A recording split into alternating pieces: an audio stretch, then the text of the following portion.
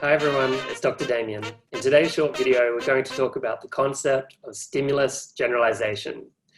Stimulus generalization is when different but similar stimuli elicit the same response, so that a rub-off occurs. So going back to Pavlov's example, if Pavlov's dog didn't hear Pavlov ring the bell, but heard a sound from next door, or heard the sound of the church bells ringing from down the road, and those sounds elicited the same response, and Pavlov's dog continued to salivate, just like as if he'd heard Pavlov ring his bell, then a stimulus generalization would have occurred. We see this principle used in marketing and branding a lot. So probably the most common case is the use of family brands. So brands spend a lot of money and a lot of effort in making us feel strong associations with them. So you might have a positive association with Coca-Cola or with Kellogg's.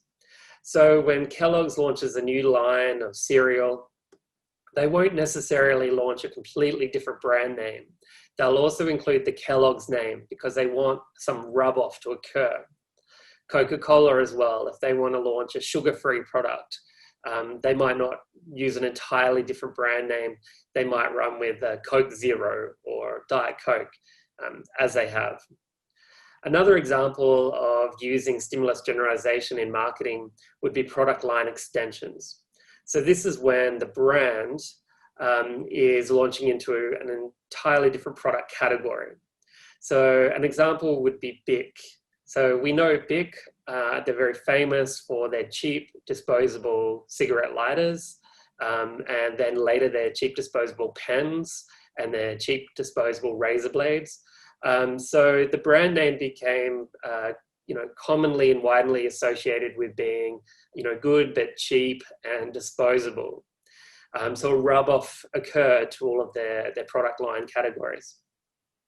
It actually occurred when they launched Bic tights. So Bic actually tried to launch a line of women's tights, but they failed miserably because that same rub-off occurred, and they were sort of associated with being cheap and disposable, which is not particularly attractive qualities for women's tights.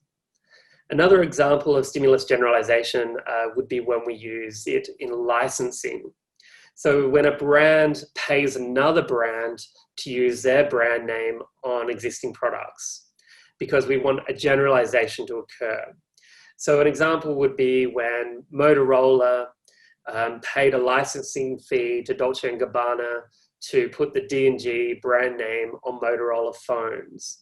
The hope there was that some stimulus generalization would occur and some rub-off of the D&G brand name would occur, and that would make the Motorola phones more fashionable. Other examples would be a Ferrari computer, or here in Abu Dhabi, we have a Ferrari theme park. Okay, the theme park isn't owned by Ferrari, but they've licensed the brand name, and they want stimulus generalization to occur. So when you think of the theme park, you think of the same qualities as Ferrari, whether that is fast and exciting and high status. Another example of stimulus generalization in marketing would be lookalike packaging. So this is where the brand copies another brand in the hopes that you will not be able to differentiate between the different stimuli. So a classic example would be the Lipton tea and the Abu Dhabi Co-op tea. They've copied the colors, they've copied the logo, they're almost identical, and when I walk through the Abu Dhabi Co-op, sometimes I'll even grab it by mistake. So stimulus generalization has occurred. Another example of lookalike packaging would be Southern Fried Chicken. So if you go to the SFC stores to buy some chicken, it looks very, very similar to KFC, the product lines, the menu, the logo, everything about it, and they're hoping that some rub-off will occur. Sometimes brands don't want stimulus generalization to occur. And we call this masked branding.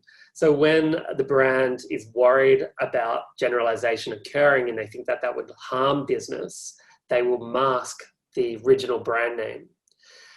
So for example, a lot of us love Nike, but some people really don't like Nike. They hate Nike. They think that it's too mainstream, or they're disappointed with their previous sweatshop usage. And so they say, oh, like, I'll never buy Nike. Instead, I'm going to be someone different. I'm going to buy Converse, or I'm going to buy Umbro, or I'm going to buy Hurley when I buy my sports gear. Unfortunately for that consumer, Nike owns all of those brands. So they're still giving their money to Nike anyway. It doesn't affect Nike at all, but Nike doesn't tell you that they own those brands. They mask that fact because they don't want that rub-off to occur.